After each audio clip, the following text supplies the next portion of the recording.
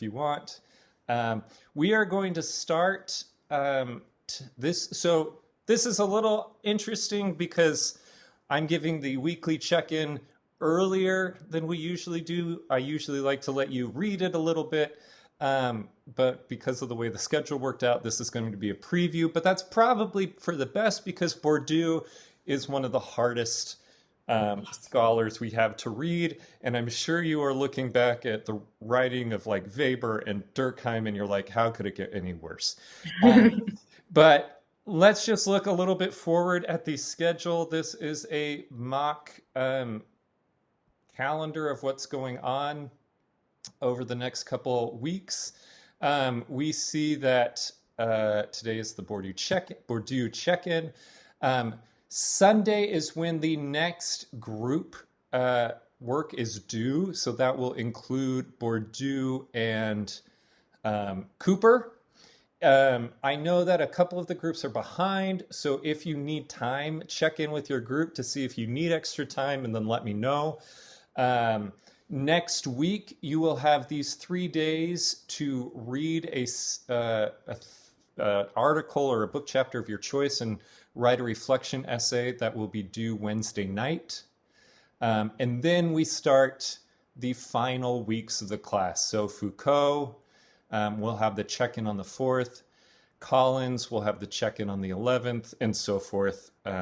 World systems, I think there's 1 week after the world systems and that's our final week of at least information. I can't remember exactly what's next. But are there any questions on the work, what's been graded, what you see in front of you? Any questions on the class as a, administrative thing? So I think yesterday, our group, mine and Brittany's, we were wondering, do we make our own charts or do you insert those in there? Because we've kind of been making our own, but we weren't sure. For the group work? Yeah. Um, I am grading based on the group's chart. So if you're making your own, you'll want to copy and paste things into that. Okay. Because that's the only thing I see.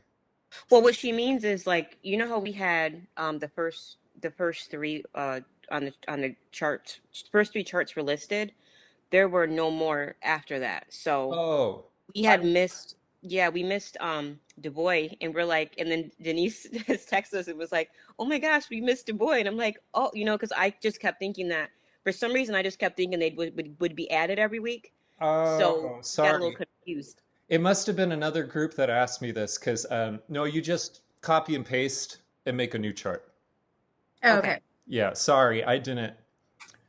I thought I said it in one of these, and I must have said it in like an office hours thing to the other group. But yeah, just copy and paste. So you'll want to copy and paste and make another chart for Bourdieu and what's her name, Cooper as well. Got it. Any other questions? I have one on the discussion post. I find that if I do my discussion, my own discussion, answer to the post, sorry, I'm all over the place. I just went from like 3 things. I feel like there's like one other person or 2 people, and I'm like, and then I like, all right, I'll wait till more people respond, and then I totally forget, and then I'm like, or I don't know. You understand what I'm saying? Yeah. Like answer back to someone, so do I not wait? Do I, answer back just that one person or, because sometimes I don't understand what someone's saying. So I'm like, oh, let me just wait till somebody else posts something. No worry. If I give you a 0 and my comment is respond to another student, I assume that most of the time you posted early and people didn't post yet, and so you just haven't come back. Feel free to go back at any time once other people have posted and just write a quick response. If I'm trying to think if this happened in this class, if you don't understand a post, feel free to tell the other person that. A good discussion post technique for that is write one or two sentences, say, I think what you're trying to say is this, but I'm a little confused. Can you clarify? Did I get it right or not? And then Okay. that posts them that pushes them to respond and clarify, and it might bring up another interesting issue, right? So if there's only one other person, you just want to get it done, but you don't understand, feel free to just like, I don't get what you're saying. Can you try again? Okay. Uh, Okay. that's totally fine. Um, Often the way we ruminate things in our head, when it gets out onto the paper, it doesn't quite make sense. So it helps to have people be like, try that again. Because Right, right. Okay. so feel free to do that. Does that help answer any questions? Yes. Um, if you are just like, I won't have time to come back to this, um, you can let me know, or simply try and answer to your own question. If you're like, I know I'm not going to be able to get back to this in a week, then just, yeah, I would be fine if you try to answer your own question as just like a 1 or 2 weeks. I wouldn't want you to do that every week, because I do want this to be more of a conversation between people. But if it so happens that that's another possible route you can take. Okay, great. Thank you. Mm-hmm. Anything else? I know I don't have the Bourdieu questions up yet in the reading guide. I will get those up by tomorrow. Apologize for that. But yeah, everything has been graded so far. You can also check the midterm grade that I gave everyone. That is mostly just based. I would strongly suggest that instead of really thinking that the midterm grade is setting you in stone, that you go back to the grading chart on the syllabus and make sure that you're checking off the boxes to get to the grade you want. It's hard to really give people a midterm grade in this class, because I do have a lax grading system where you can turn things in late.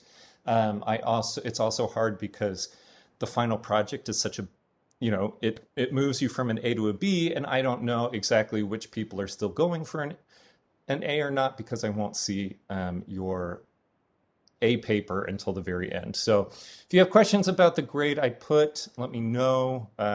It's nothing binding. It's just kind of a approximation I did based on what work has been submitted. I think you can find the midterm grades that professors put up under my GSU, and then go to, I think someone said it was my grades. If you have questions, just let me know. Otherwise, let's get into Bourdieu. So I have to be honest, Bourdieu is probably my, I think, the theorist that has it most correct. He's probably the theorist that I think has grasped the social world in the way that best approximates what I experience. I'm interested to see how other people think about it. He is definitely not a macro theorist. He is not trying to explain gigantic structures like capitalism.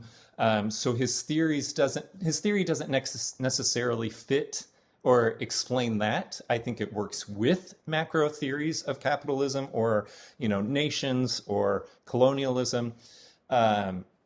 But I do think the way he understands how the social world is created and how power works in the social world, for me, is the closest to what I see happening. Him and Collins, which we get to in 2 weeks, I think are for me, the closest that we see. He as you read on the study guide, he actually served in the French army during the Algerian Revolution. And that's where he started his research, was in Africa. So he started out with anthropological research while he was doing military service. And that laid the foundation for a lot of his work coming out. He is known as a synthesis theorist because he pulls from a lot of different strands. He doesn't necessarily perfectly fit in Marxism or in Weberian or in Durkheimian, because as you'll see throughout, he kind of pulls a lot of these things together. And one of the things that Bourdieu does best is he really tries to provide a theory of social life that explains why humans act in predictable ways, so why there is structure or determinism, but also allow for human agency. So provide some explanation for why humans deviate from the expected predicted ways based on how structures affect our individual lives. We're going to go through three main ideas: field, habitus, and capital. We'll also talk about how he understands the formation of social groups, which comes from that first article you will read. So let's start with field. In the paper that you'll read, which is Social Spaces and the Formation of Groups, you'll see him switch back and forth from field and social spaces. You can treat those as fairly synonymous. So a field is what he sees as a social space. If you remember back in Weber talked about social domains. It's something similar in that it is a certain, defined subset of society, but he sees it rather than just a social grouping. He sees it as a field of forces, and this puts him close to conflict theory, where he does see social interactions as largely forces of power, and how they are, moving against each other and people are trying to gain an upper hand. But he calls this field or this social space a set of objective power relations imposing themselves on all who enter the field.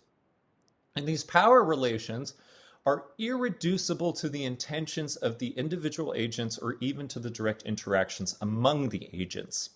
So you read here, when it says irreducible to individual agents, that should make you think, Durkheim, that there is something more than just the individuals and the way they interact with each other. So the field is something that arises that is more than and affects the individuals that are involved.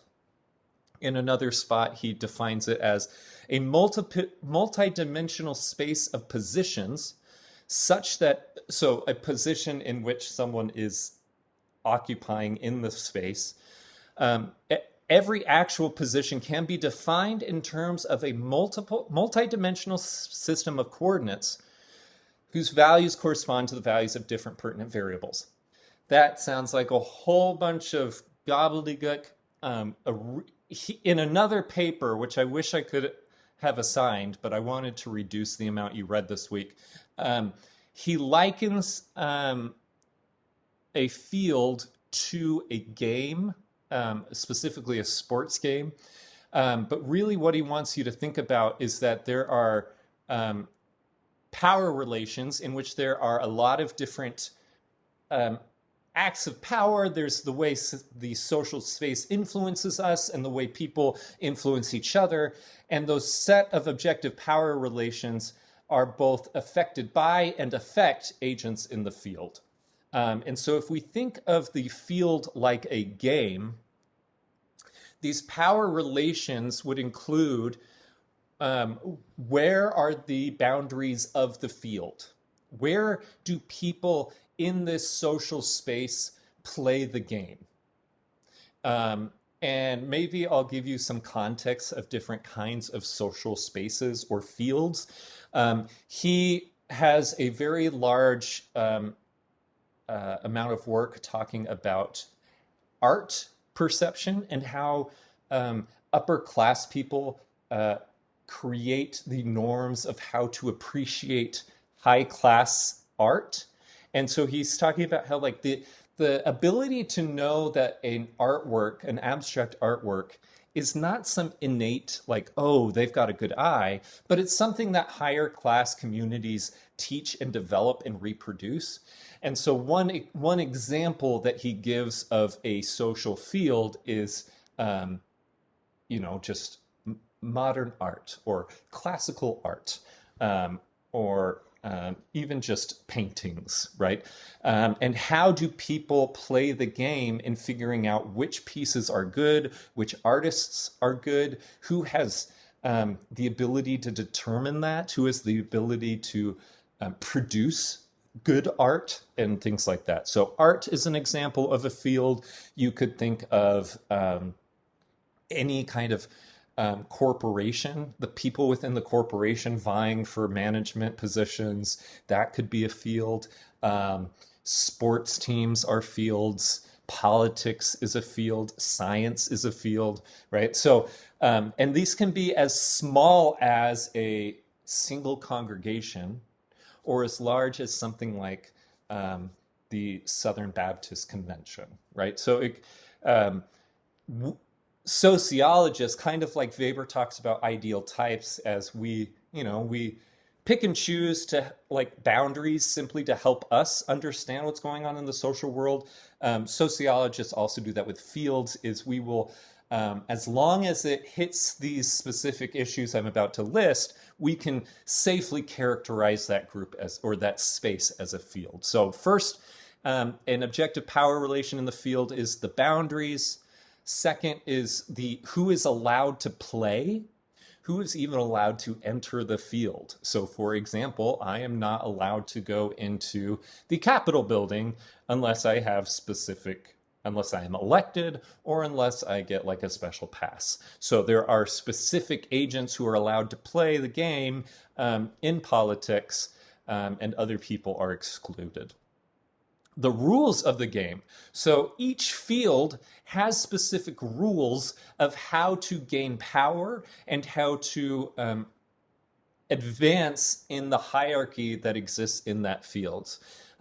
So we can again think of this as a soccer match. There are rules to the game. You can't use your hands. You can use your head. And these are all the ways in which you can play the game. And those who are able to play the game best will likely succeed in scoring more goals, having more prestige, etc. The rules of the game also dole out the punishments and rewards, right? Playing the game well will get you goals. Playing the game poorly might get you red cards. It might get you ejected. You might lose the game. Similarly, in social fields, there are rewards and punishments. So in art, the rewards would be status, being able to determine what is good art or being able to create good art. Punishments might be social exclusion. If you keep saying that this art is good, or you misappraise a piece and you think that some artist is better than others, and once it gets to the wider art community that you're not that good at it, you could be excluded, you could lose your job, right? So there are punishments and rewards in every field. Who decides the punishments and rewards? Who gives the punishments of rewards? Those are power relations set by the field. And then when you come into the field and into the space, the power relations have already dictated where the resources are. So while you might bring in some sort of capital or some sort of resources, there are already resources preset in the game. If you've played any kind of board game like Risk or Settlers of Catan or Life, Monopoly, any of these games, it would be kind of like you entering the game that's already started. And some people already have money. Some people already have advanced in the game. And that has already been set by the field because of history, because of social interactions coming to it, right? And then finally, what are the known strategies for the best ways to play the game? If we think about economics, big corporations know the strategies for getting around tax loopholes. Or like Donald Trump said, if someone doesn't pay taxes, he'll say, well, it's probably because they're smart and they figured out how to do it. So the strategies are also set by the field power.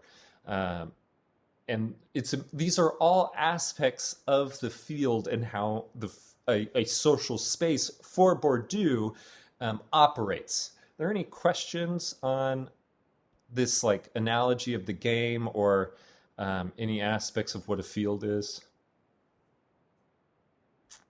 Okay. So the purpose of the game, we might ask, if social spaces are like a game, what is the purpose in any social space? And it's simply to win. And that will what it means to win will depend on the social space itself, right? Whether or not, in the case of this game, you are looking to win the World Cup, or if you're looking to become CEO, or you're looking to become, the most well-known academic in critical race theory, or as we are looking, I don't know how many of you have been following, I've been trying to watch on and off the confirmation hearings for the newest judge of the Supreme Court. In the judicial system, playing the game might, if like one of the purposes is to become Supreme Court judge. And so right now, Judge Jackson is playing the game. She is sitting there fielding absurd questions from senators that have nothing to do with her abilities as a judge. But she's playing the game, hopefully to win at becoming a Supreme Court justice.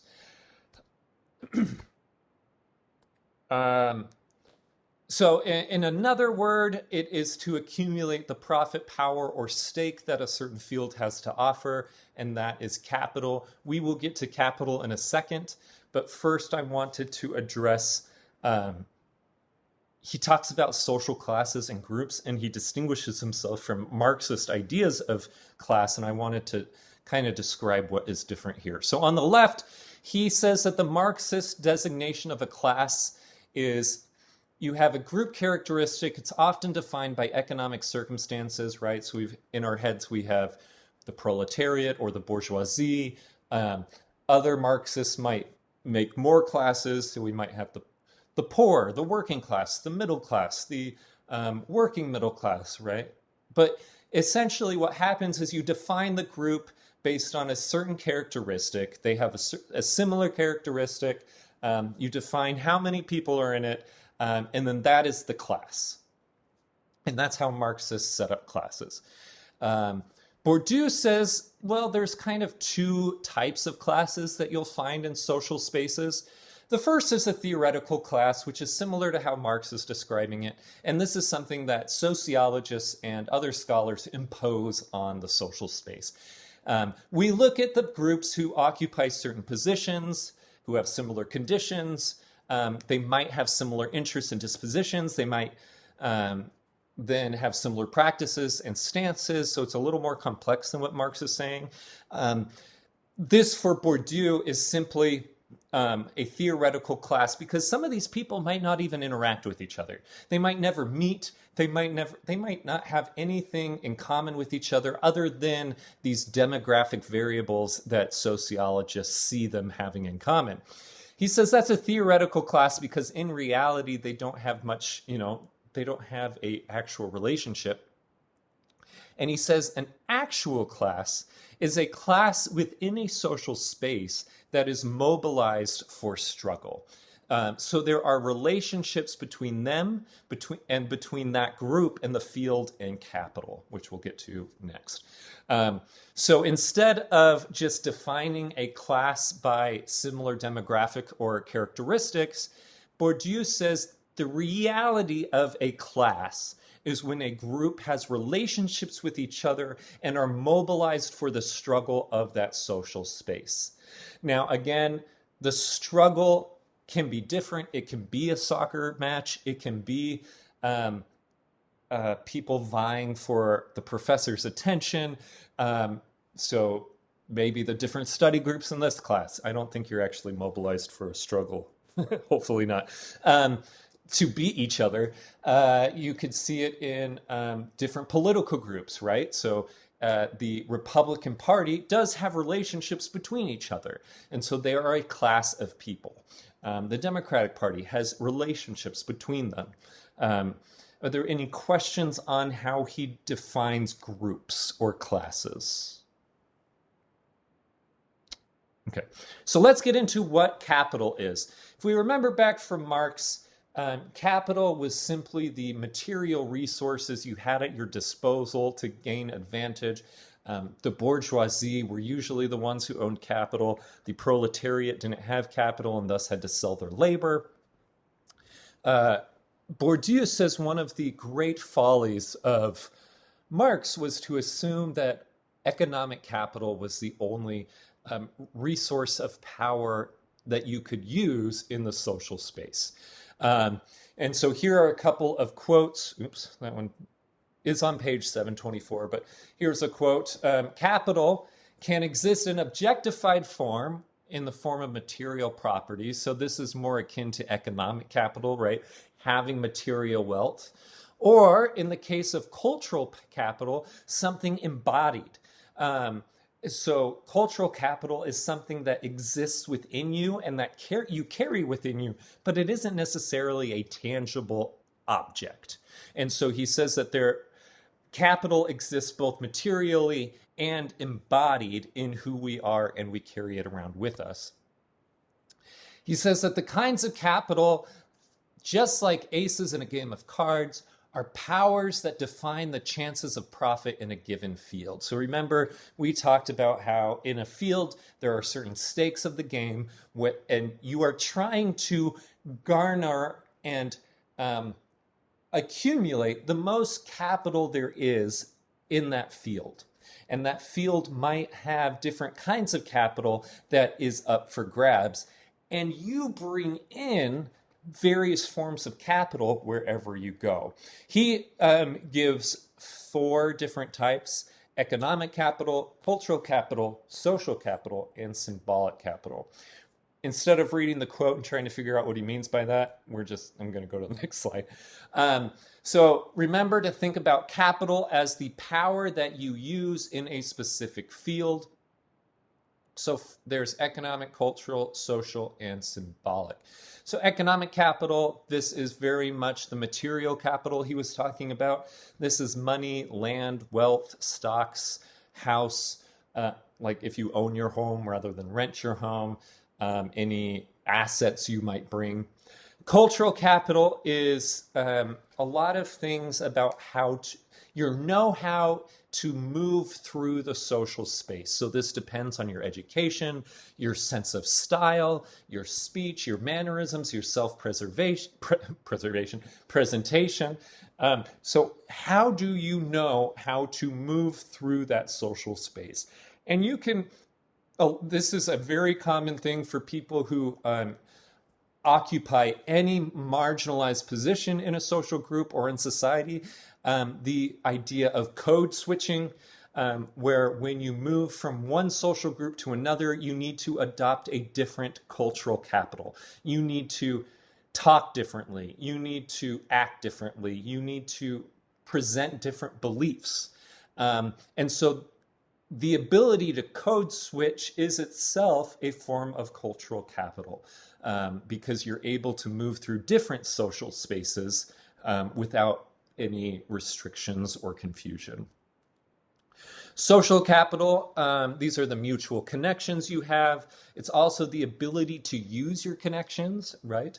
So if I have a friend, I don't, but if I had a friend who is a powerful judge, would I be able to get that judge to help me in any way? The strength and durability of those connections, the trust that you have with those connections, this is a very important form of capital. And then finally, the symbolic capital, which Bourdieu is one of the earliest, he's one of the earliest theorists to give important weight to this kind of capital, that it is both a type of prestige you have or having a good reputation, but it's also the ability to define and shape the field itself. So it's the ability to construct each social field's reality, to be able to define which kinds of power or capital are at play in the field, which kind of norms or behaviors should be displayed in the field. An example of this could be trying to I did not prepare to give an example of that. Um,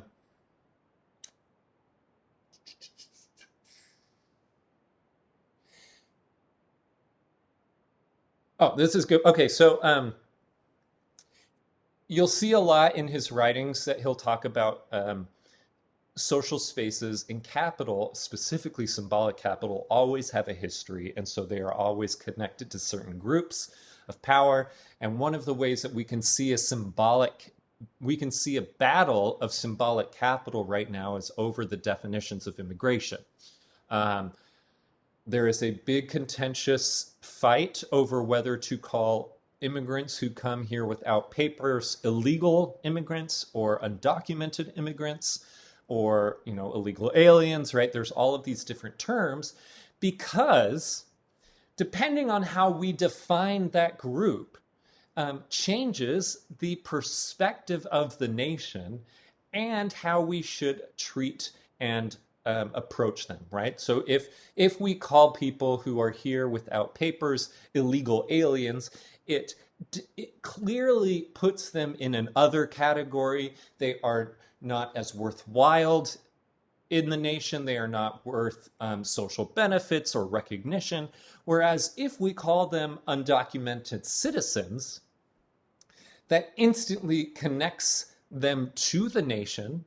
And simply, right, they're just described as, oh, they just don't have documents, but they're here, they're a citizen, they're part of this community. And so there is a real symbolic fight over how do we define this group of people? How would that then change how, that would change how undocumented immigrants navigate the field of the United States, the political and economic fields here. It would give them power, their own capital, to be able to say, right, like I'm an undocumented citizen, I have more rights than quote unquote an illegal alien.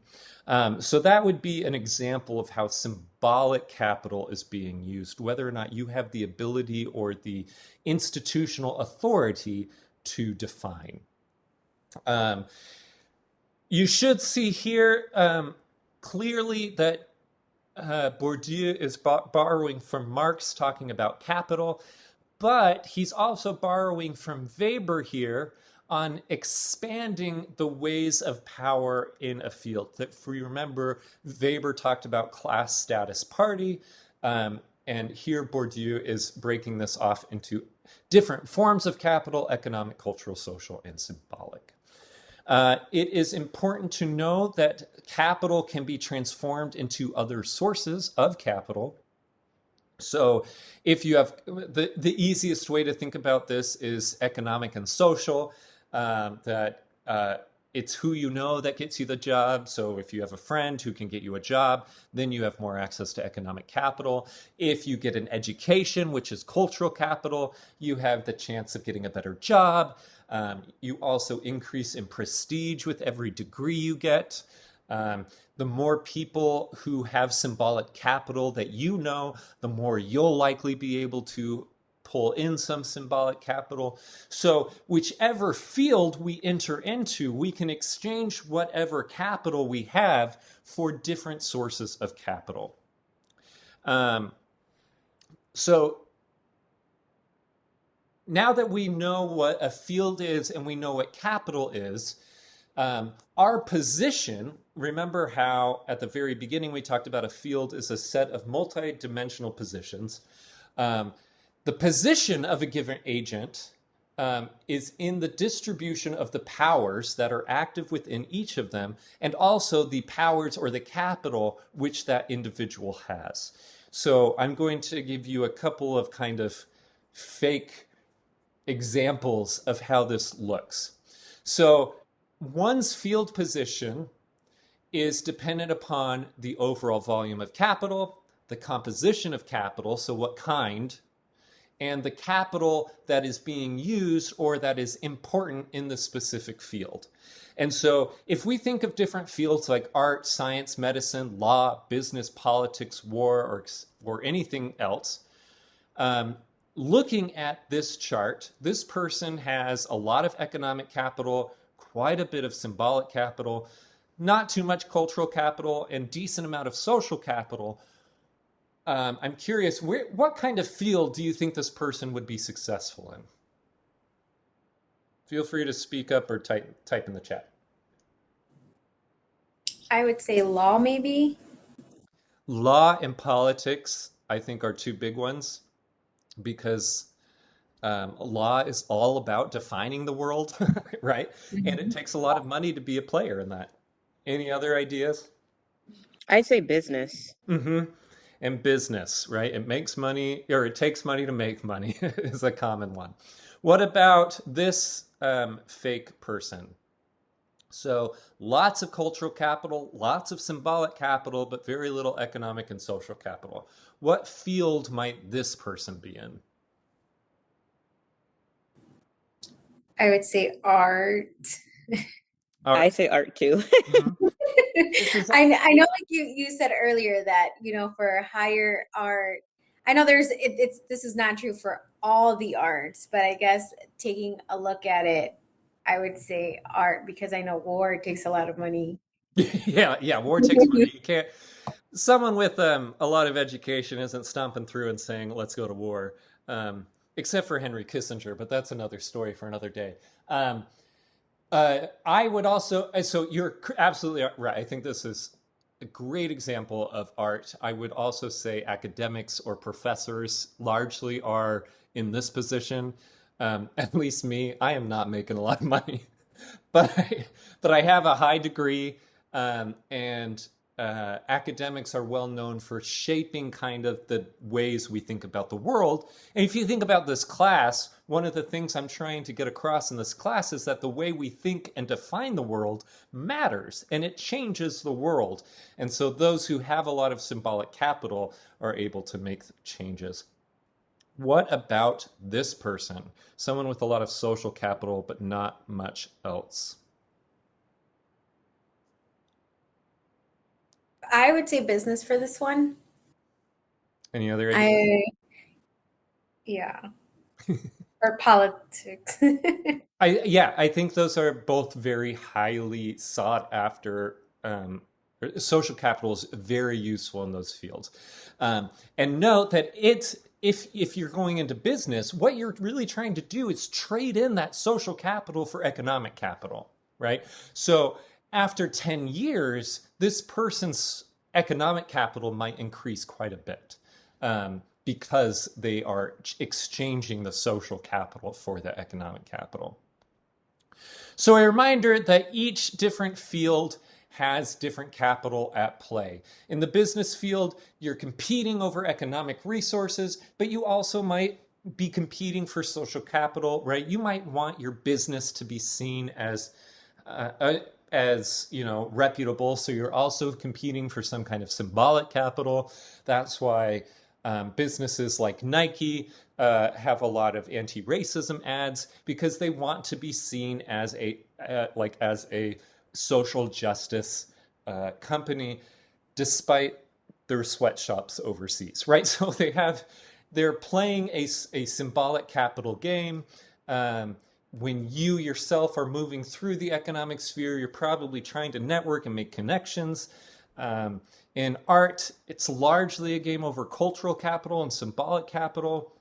In the media, it's huge symbolic capital area, right? You're defining what the moral issues are of the day, but it creates a lot, there's like a high economic and cultural capital buy-in, right? We hope that whoever is being interviewed by the media has some form of cultural capital, has some kind of education.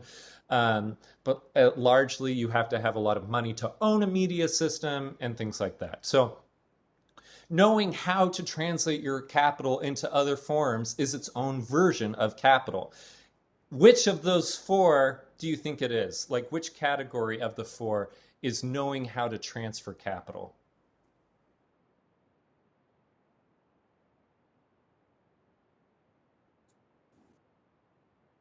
I would say cultural.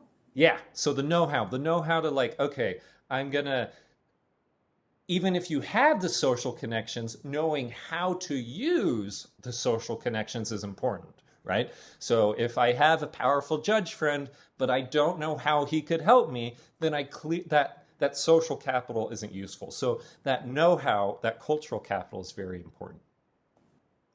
So in a field, we have all this different kinds of capital at play that is that is determining how the power relations between the social groups and individuals. But the next question is, but how do we play the game then? How do we know the rules? How do we like use the cultural capital? How do we get the cultural capital? How do we manage the symbolic capital? And for Bourdieu, this is answered by the habitus. So this is a new term that no one else in social theory has used yet. So I can't think of any kind of comparison to previous scholars, because this is pretty unique to Bourdieu. But it's also one of I think, the most interesting ways of thinking about it. And once you get to Collins, Patricia Hill Collins, I think there will be a lot more that you could connect here, partly because of the embodiment. So there are a lot of different ways he talks about the habitus. So I'm gonna put up 4 quotes that we're going to read and hopefully kind of tease out an idea of what he means by this.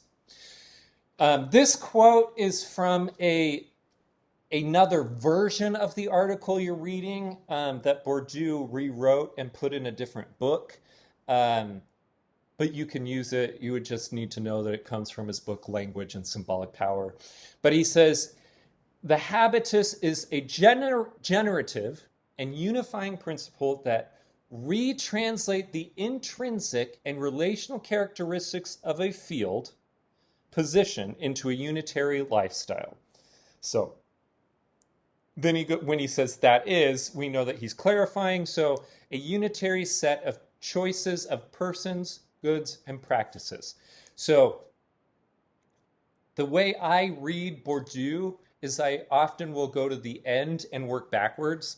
So there is a unitary set of choices of persons, goods, and practices, which he calls the unitary lifestyle, meaning there is a single way that someone chooses relationships, goods, and practices. Then that lifestyle is translated into how we interact with the world. And that's what the habitus is the employment of one's set of choices of persons, goods, and practices. So that's one kind of definition.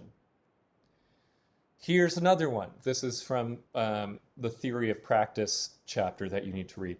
The habitus is the immanent law laid down by each agent by his earliest upbringing, which is the precondition not only for the coordination of practices, but also the practices of coordination. He loves a turn of phrase. The best that I can connect this to is Durkheim, when Durkheim says that social norms are imperative for the coordination of society, right? If we don't have any norms that define how to interact with each other, life would be chaos. We'd all be speaking different languages. When I give my partner flowers, he might think I'm declaring war on China, right? But when we have norms and values that are in common because of social norms, society is coordinated. We know what each other means by various things. We know how to interpret those.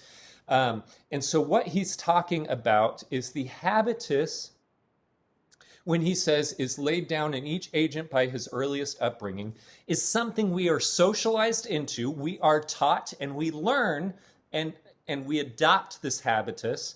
And the habitus is required for both coordinating practices within the social sphere and practicing coordination. So me personally going in and doing that coordination. Did that make sense, or should I try to explain it another way? I got it. Okay. Well, most of it. Okay. Yeah, I think I got it too. There's two more definitions, so hopefully these kind of help. The habitus is the system of dispositions, and by dispositions, think of both beliefs, practice, like your probable practices, ideas, thoughts, emotions.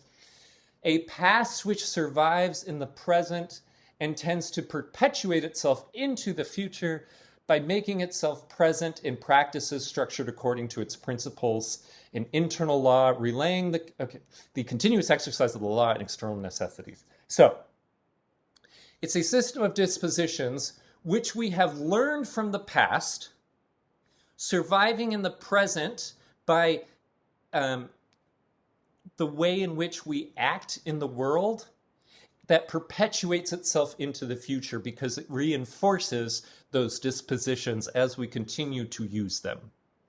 And then the final definition is, it is a subjective but not individual system. And what he means by that is it is subjective in that it is created socially and it is unique to you, but it is not that it is your biological essence, because it is something that has been crafted through interactions with the social sphere.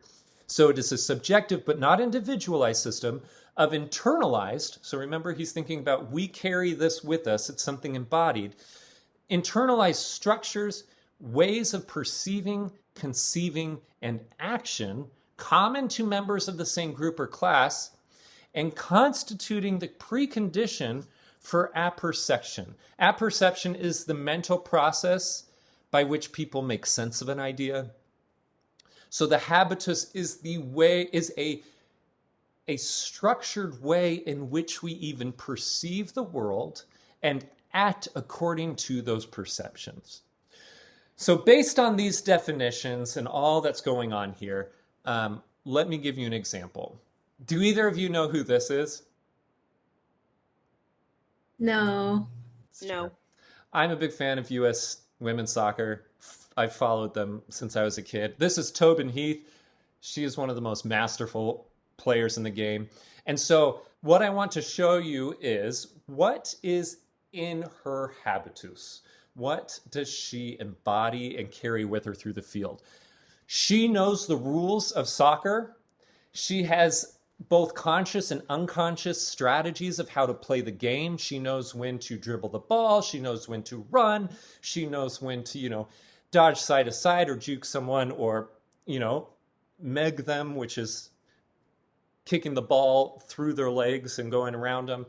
She knows, she brings deference to the refs. She knows not to punch the ref and knows to follow what the ref says. She, over time, has studied and gained some cultural capital into how opponents play based on what team they're on. And so she knows kind of what they're going to do, and she tries to devise her own tactics to avoid that. She has practiced and reactive skills. When she sees a player come towards her, she has practiced different ways of avoiding that. She brings with her language, attitude, and a certain dress for the pitch. The pitch in soccer is the field. So she knows to say pass. She knows to say square. She knows to say cross. She knows the attitude and she wears the outfit for soccer. She also carries with her economic capital. The buy-in to the field, years of trainers, the equipment, the time, economic, I think we could put that in economic capital, the time to practice, which she wouldn't have if she didn't have economic capital. The cultural capital and the know-how, the language of the game, how to present oneself, the social capital, her connections to teammates, coaches, and trainers, right? If she had a bad relationship with these people, the game wouldn't go as smoothly for her. And her symbolic capital, the trust between her and her teammates that she'll play well, the respect. She has earned she's named one of the best soccer players in the world. So she has this, reputation to uphold. And a lot of the top players in U.S. soccer right now are engaged in a legal battle that women's soccer should be paid just as much as men's soccer. And they have the top players pushing that because they have more ability to convince and sway because of their symbolic capital. So altogether, these different kinds of capital and the field or the social spaces she inhabits make up who she is as Tobin Heath. This is her as a person. So habitus, again, is the embodied field and capital. You as students might have these different kinds of know-how, different kinds of capital. You're engaged in the social sphere of education, and you're trying to come out with a degree, with connections to professors who can write you letters of recommendation, to other classmates and other people that you can network with later on. And so one way to think of this is that the habitus is the unconscious blueprint for how to navigate the social world, right? So when you go to class, you don't, and some people do because you have to learn it. So at some point you had to learn whether or not you should ask this question, or whether or not you should raise your hand, or whether or not you should read everything or skim things, right?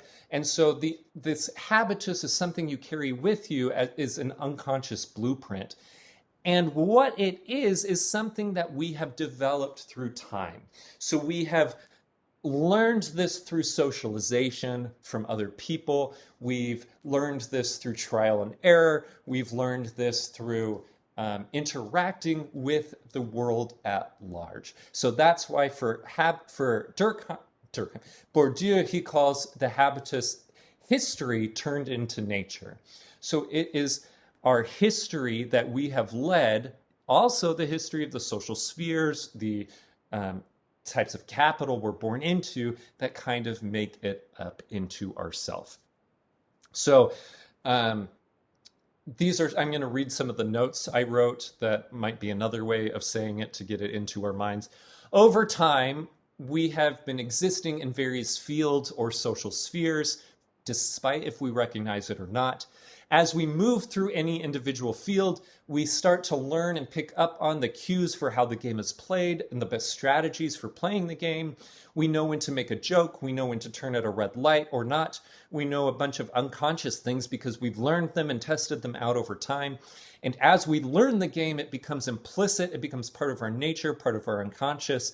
And then this becomes how we play the game without any continuous conscious thought of every step and action we make.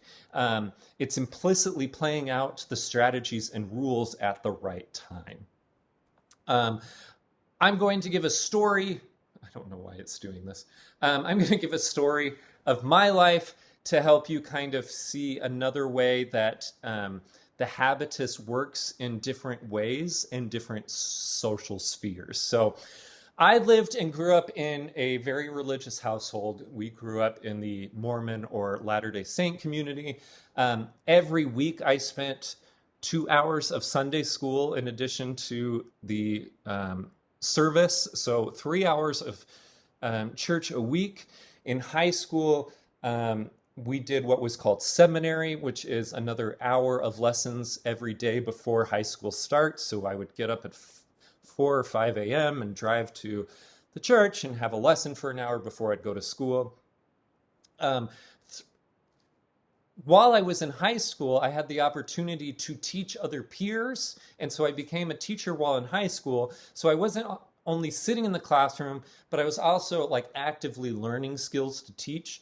And in this church environment, I learned the rules and strategies and ways to teach that I embodied in my own habitus. And whenever there was a new situation of how to talk to people about, religious topics, I would inherently use that habitus of how to explain, how to teach, how to connect, whenever a new question or a new person came up.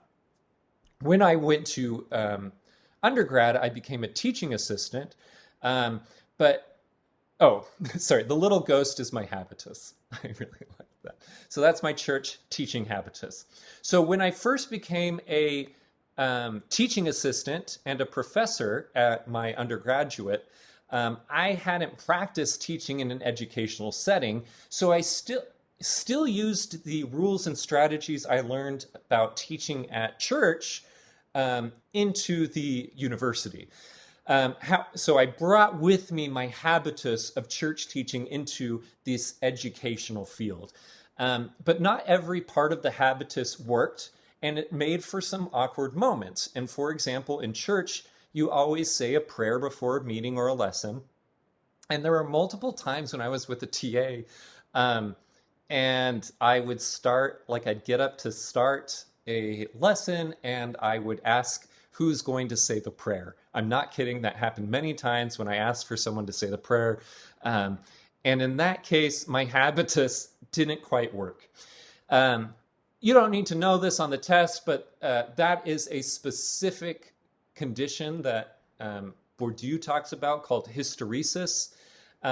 This is when the habitus in your know-how lags behind the conditions and the rules of a certain field. And so you miss opportunities, or you can't pull on your know-how in time.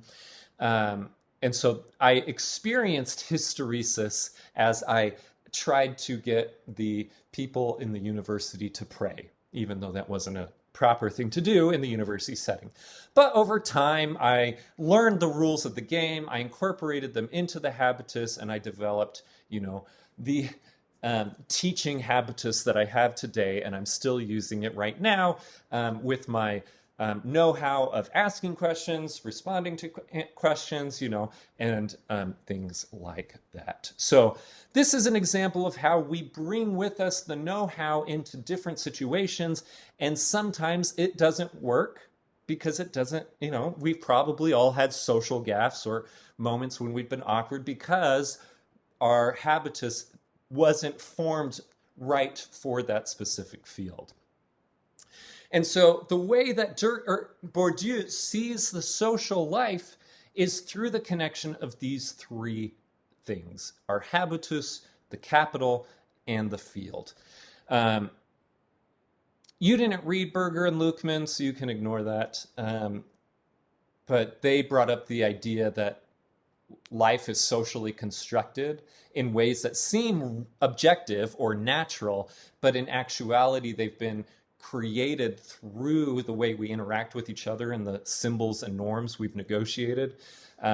So we might think that, well, of course, nations are natural. That's how we coordinate social life, rather than seeing them as, things that we have created and that do not necessarily have to continue, right? If all of us stopped paying taxes next year, the United States government would collapse.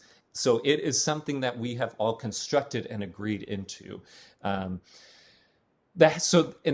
habitus seems subjective. That the individual's capabilities seem like they are innate, biological, or soul. It's your soul. But he's saying that these are structurally defined and that are developed through social interaction. So the field is seen as objective or as natural when it's not. And the habitus seems subjective or natural, but it's not. These are both socially constructed elements in the world that we live. So thinking through some of the main topics I have on your,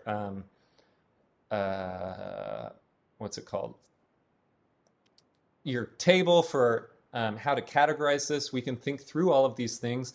To be human is this system of dispositions. It's the embodiment of our social know-how that is included in who we are and how we move in the world, that defines our interactions with other people and with social groups.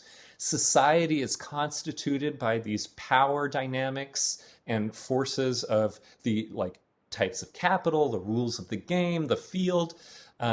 What is real is not an objective, like these social spaces and social constructs are not objective natural realities, but are things that are constructed through interactions between people. And power is dictated by capital. Which capital you have, how to use it, whether or not, and which fields you're in. So hopefully this kind of discussion helped us see where to put these different kinds of ideas he has in that table and how to think, and then that will help us, compare with other people. Are there any questions on Bourdieu? No. No. So, great. As you read, you'll find out that you'll be very happy you were here because it will be a lot more confusing when you read it. You don't have to stay for the next part. I'm going to do it just in case people are interested in it. A lot of people have expanded on Bourdieu, and so I'm going to just give you an example of how people have expanded Bourdieu and give another example of like a field, and in this case, a sexual field. Feel free to bow out if you have other things to do. I know I've gone over an hour, but in case people are interested, I wanted this on the recording. So Adam Isaiah Green, he is a professor in Canada, and he pulled from Bourdieu to say that there are specific fields called sexual fields that are have different kinds of capital and help explain why certain things happen in relationships and in social life. So he calls sexual fields or erotic worlds the kind of arrangements and power relations between people as they seek to gain sexual acts or relationships. And so we could think of all of the different apps for meeting people. That's a social, that would be sexual fields, or a bar where people meet to, either hook up or to get start dating. So he, on the left, is the definition of fields by Bourdieu. Green says, so we take the socially constituted desires of erotic participants. So he's saying that the way we even desire and have attractions are also social constructions, and we learn how to be, interested in some people or interested in certain sexualities. He's not saying that it's not biological, but that there is a social component, and that the sexual fields represent the structures of relations that underpin bars, nightclubs, chat rooms, and constitute their social organization. So it's similarly to a objective power relations, but they are specifically focused on sexual desires and sexual hierarchies. So we can think again, the different power relations here. Where can you play the game of hookups or relationships? Who is allowed to play, who can enter into the dating site, or who can enter the bar. And we know that historically that wasn't always anyone. I especially in the history of LGBT life, there were many bars that gay people couldn't enter, or that they would be arrested for hitting on someone who happened not to be gay. The rules of the game, how to flirt, when should you ask someone if they want to go back to your place, when to have sex, how to have sex, when to pleasure, how to be pleasured, the punishments and rewards for doing something wrong, the distribution of sexual resources, who is able to ask for sex, who is able to not ask for sex, and so on. These are all different parts of the sexual field or erotic world. Erotic capital is the quality and quantity of attributes possessed by an individual which elicit the erotic response in another. So you could think about what is sexy. So it always depends on the constitution of the field. What is sexy at church, right? Might be piety. It might be chastity. Or it might be, for some people, it might be, rebelliousness. But that's going to be different than the erotic capital at a strip club, And that's going to be probably fairly different than the erotic capital in farmersonly.com. So depending on the field will depend on the different kinds of erotic capital that each individual comes with. So the erotic habitus for green is a socially constructed complex of dispositions. Remember, the dispositions of the habitus that arise from historical conditions wherein the scheme or the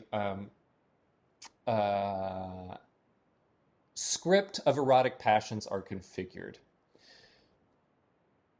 So let's think about, this is not me, obviously, someone going through a dating site.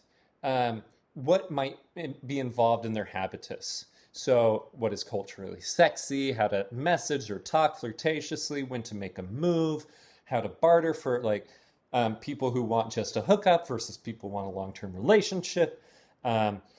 Economic capital or buy-in, there's featured profiles, money for getting aestheticism. I can't believe I saw this. And if people are interested, I'm happy to find it and send it. There was a consultant for Mormon singles where you would pay $6,000 a month, and you had to pay for at least 2 months, where you would pay a consultant to manage your online dating profile and find you people to go on dates with.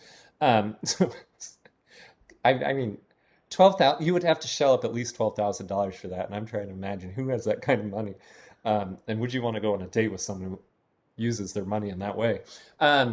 Cultural capital. So, do you know how to flirt? Language and knowledge for conversations. Social capital.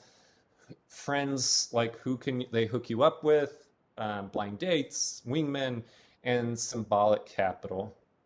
You know, when you go to the bar and people know who you are and they're like, oh, hey, Johnny, you know. So sexual fields have sexual risks. I'm not going to go through this necessarily, but I want to just, this is an important part, that there is a racialized currency of erotic capital. Green goes into gay bars and finds that specifically, depending on the different kind of bar, different kind of skin color was fetishized. If it was in a fetish community, acting more black or more Latino could increase your sexual capital because people wanted that experience. In more vanilla or white spaces, the darker your skin, the less sexual capital you had. And so he would find similar people who would act more black in a more fetish bar would act more white in kind of a more mainstream bar to avoid losing more sexual capital because of that space in which they were in. So again, the capital merges with the sexual habitus, or the erotic habitus, and the sexual field, and these all kind of come together to make up what is a erotic field and everything that goes with it. And so this is a good example of how to tailor Bourdieu's analysis to a different sphere of life, and we could do that with politics, with art, and with our own education, etc.